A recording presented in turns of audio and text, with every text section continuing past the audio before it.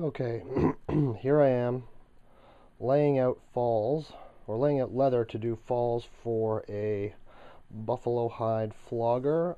As you can see, the yellow sitting on top of the leather is actually a template that I have, which just saves me the hassle of having to sort of hand measure everything with a ruler. What I've got is a piece of poster board that's 20 inches across, which gives me 40 half-inch falls. And I've got some different marks here that allow me to measure the length. So in this case, I'm doing 22-inch long falls out of buffalo hide, and then what I'm going to do is use a utility knife and a big ruler to actually cut all these out. So that'll be next. Okay, as you can see here, what I've got is a regular utility knife with replaceable blades. With a larger project like this where I'm going to be cutting a lot of falls, I'll just pop a new blade on there, or snap off the old blade so I've got a fresh blade on there. They're cheap, so it's worth doing. Underneath, all I have is a piece of tile board or masonite, something that gives you some space to work and actually isn't going to get damaged or suffer too badly when you cut through it with a utility knife. So what I'm doing here is just laying it out. I've got my lines marked, I can see. And then I just go ahead and cut these. Now you can cut these any way you like. If you don't have, access to any of these tools, and these are fairly simple tools, but I understand that some people don't always have them, you can actually just use your fine tip Sharpie and a ruler, mark your lines out, and then cut them by hand with scissors. If you've got a decent pair of sharp scissors that you can use, that will work just fine. What I'm doing here is getting the falls cut, and what you want to make sure is that as you're cutting, you're moving your hand along to hold the leather down, because it will start to kind of move around on you a little if you're not careful. Some people use double-sided tape to hold their leather down. I don't think that's really necessary. I've never had any problem.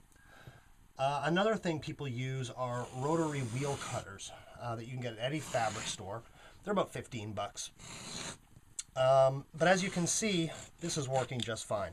Now what I do, and what you want to make sure you do if you're using a utility knife, is to move your hand along the ruler to basically put down pressure at the point that you're cutting. So you want to make sure that the ruler's not sliding around under you. You're using the ruler as a guide to get a nice straight line. So as you can see, I'm moving my hand along to hold the ruler down. So you just want to make sure you do that. But as you can see, I've got nice clean lines. Everything's separated. It's fairly easy to go through. All it takes is a little bit of time to get through this. And this is how I cut my falls for floggers. Okay, as you can see, I've got everything done. I've cut through all of my falls. I've got 40 half-inch falls here. And what you can see is obviously I'm cutting it out of, this back corner portion of this hide. I leave all the edges on because it makes sure that the leather doesn't move around quite as much. It gives the ruler I'm using, which is this nice big 6-foot by 2-inch ruler, room to hold everything down so things don't move around as much. That's the one thing you want to be careful of, is to make sure the hide's not moving so you get nice straight lines. Obviously, based on the measurements, you could use a smaller ruler. This is a 3-foot ruler. I don't like it for this purpose because, one, it's not as heavy, so it's easier for it to slide this way. The other thing is that with the 6-foot ruler, I can actually get my hand down on it with plenty of room to move the knife. This one, I don't have as much room. I don't want to worry about taking out a finger. If this is what you have, it'll work. I just prefer the 6-foot. It's a lot easier to work with. Obviously, you need more space around to work with, but once you're actually getting into the cutting, this 6-foot ruler is a much better tool. So now what I'm going to do is I'm just going to cut off. I'm going to leave a 1/2 inch at one end. In this case, I'm going to use this end.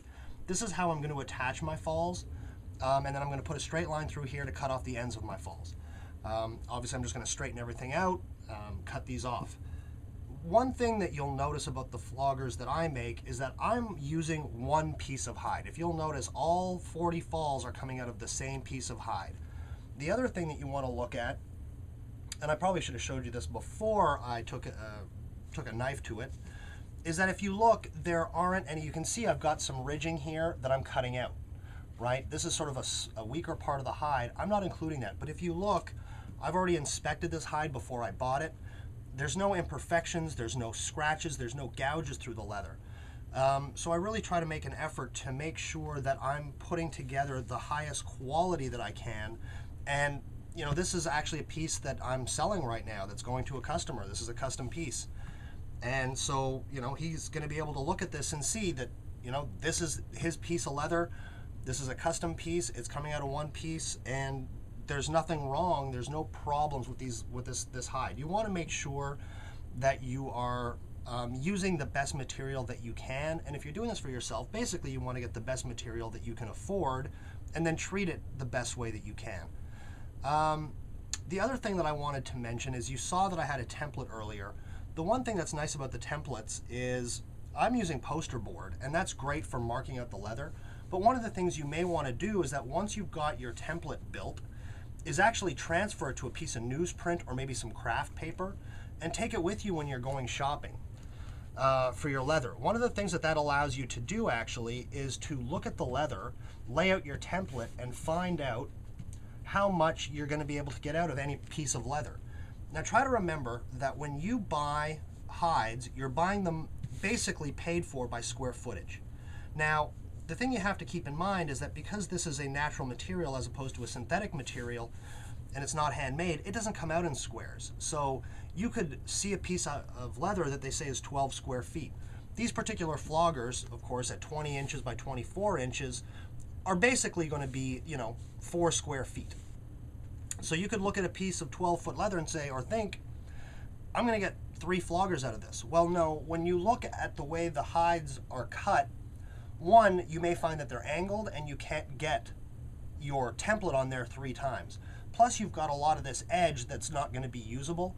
So you really want to make sure, if it's important to you to get as much out of your material as you can, that you take that template, lay out, you know, the hide that you want to buy on a table. They'll always have them there, or a piece of, you know, a pile where they keep all their leather anyway. Stack them up on there, and then actually lay them out and see what you're going to get out of these, out of each hide. And that will help you when you're doing your shopping in terms of getting the best material that you can and getting the most usable piece.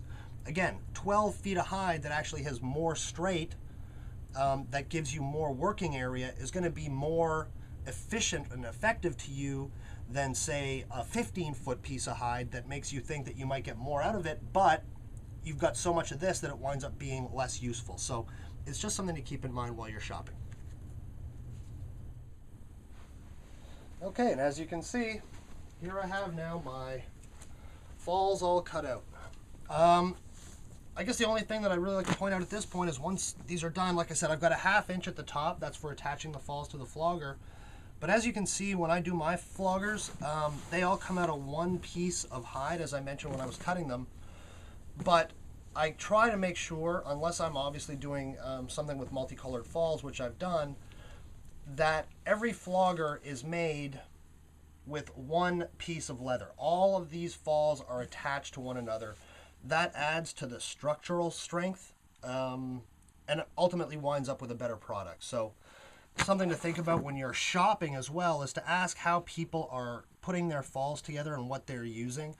But there you go. There are the falls cut for one custom buffalo hide flogger.